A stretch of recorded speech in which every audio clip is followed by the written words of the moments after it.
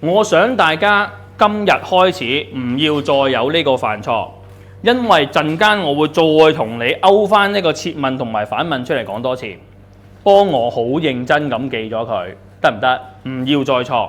嗱，幫我記住，設問同反問佢成日都會好似咁樣去考你，你唔好見到個問號後面有堆嘢就叫設問，唔一定嘅。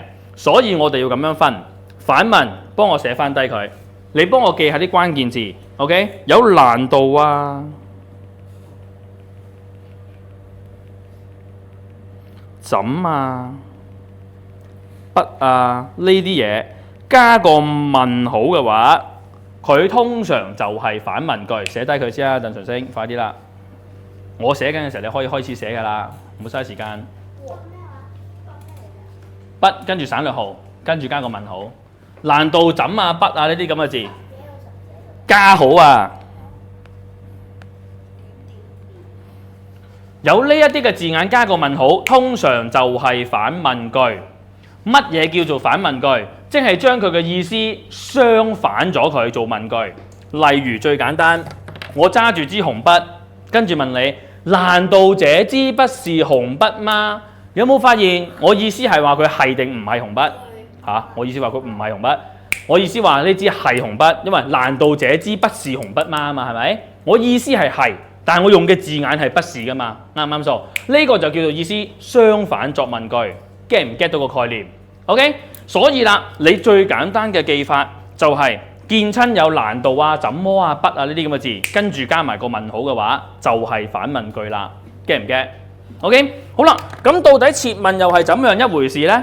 設問我哋4隻字搞掂佢，下面細隻字寫得啦，就係、前面有個問題，冇錯啦，前問後答。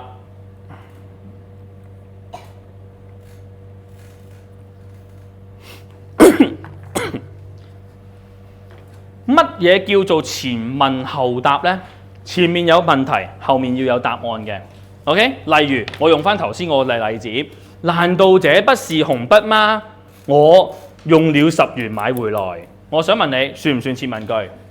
唔算，因為喂呢支唔係紅筆，我問嘅唔係話係定唔係啊嘛，係咪啊？咁所以後面嗰個咩？我用10蚊翻嚟關唔關事啊？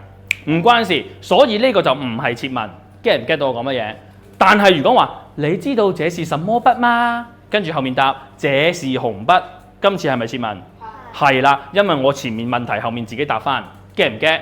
所以大家要記住，你要睇嘅唔係問號後面有冇嘢，坐好啲嘅人唔要趴喺度。你要睇嘅唔係後面有冇嘢，而係要睇後面有冇答案。get 唔 get？OK， 咁我哋用呢個概念一齊睇下啲題目。例如第一題，今次曹小唔係曹小姐添 ，sorry， 曹生你試下。我真傻，我怎能這樣衝口而出？陳先生正為剛才說錯話而自責。呢個係設問定反問？留意下，叻仔勁啊！點解啊？咩關鍵字啊？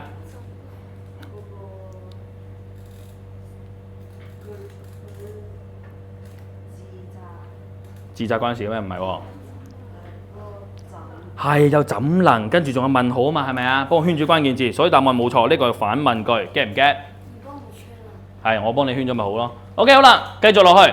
呢個位咧，大家應該要識㗎嚇。我站在地瀑布下仰望，很偉大啊！鑲滿咗珍珠嘅屏風。第一件事，大家係咪唔知咩叫屏風咧？係披風就係即係冚啊嗰啲超人嗰啲叫披風啦。屏風係咩嚟嘅咧？屏風咧唔係電視，屏風咧你當佢好似一塊板咁樣嘅，跟住上面通常啲圖案咧，例如有隻神鳥鳳凰喺度咁樣咧。嗱，呢神鳥鳳凰幾靚，係啦，畫多隻俾你啊！係啦，通常有塊板咧，跟住上面有啲神鳥鳳凰，唔一定要鳳凰嘅。總言之有啲圖案嗰啲咧，佢用嚟做咩嘅咧？屏風係用嚟遮嘢㗎，即係例如咧，可能話喂，我喺呢度整個屏風，咁就遮住俾人見唔到入面啦。咁呢啲就叫屏風啦。get 唔 get 到我講乜嘢？好啦，咁但係而家我想問你，佢喺度睇緊瀑布㗎嘛？你覺得會唔會突然間真係有塊板喺度？唔會。呢塊板其實係咩嚟㗎？唔係咩嚟㗎？係個咩啊？係個瀑布得唔得？因為佢話那是即係呢個瀑布啊嘛，係咪啊？所以其實佢係睇緊個瀑布，佢將個瀑布直接變身做屏風啊嘛。呢隻我哋叫直接取代。咩叫直接取代啊？明明我係講緊瀑布，我直接話佢係屏風。再嚟多個啊，例如我哋話，喂，香蕉高高掛在天上，你覺得係咪真係掛一條蕉上去？係月亮嚟㗎嘛？呢個時候我哋叫直接取代，驚唔驚？所以冇錯啦，所以我哋叫佢做借喻句，豬。OK， 寫翻落去，唔好話隻豬俾我啊。OK， 借喻句寫翻低4隻字，主遮除低，直接取代咗嘅，我哋叫佢做借喻句。明唔明白？好，明白嘅話，後面嗰度温柔咁摸人塊面，呢個係一個人嘅動作，擬人句，大家 OK 嘅。好啦，再落嚟啦喎，陳浩銘考下你，誰是哈利波特嘅作者啊？就係呢條友啦。呢個係設問定反問？點解？係前面有個問題，後面有答你真係邊個啊嘛？係咪？所以冇錯，答案就係設問句。好啦，呢度又嚟啦喎，今次到小順你啦。當你遇到困難，我怎會袖手旁觀呢？乜問？反問，冇錯啦。其實意思即係佢會唔會袖手旁觀啊？係會，唔會，冇錯啦。好，再嚟呢題，應該大家覺得佢似唔似詩句先？似詩句，再加上仲有一樣嘢要詞性相對。咩叫詞性相對？影街碧草。即係名詞對名詞。冇錯，影街碧草即係棵草啊嘛。隔葉黃鸝即係一隻雀啊嘛，係咪啊？雀同埋草都係名詞嚟噶嘛。自春色同空好音咧都係一樣嘅詞性嚟嘅，今次唔慢慢解啦，好唔 OK？所以答案佢係一個對偶句 F， 唔講啦。跟住呢度大家都 OK 啦，有仿似，跟住將夜空變成塊黑布，今次用似去變身嘅，我哋叫做名語句 H， 可以嗎？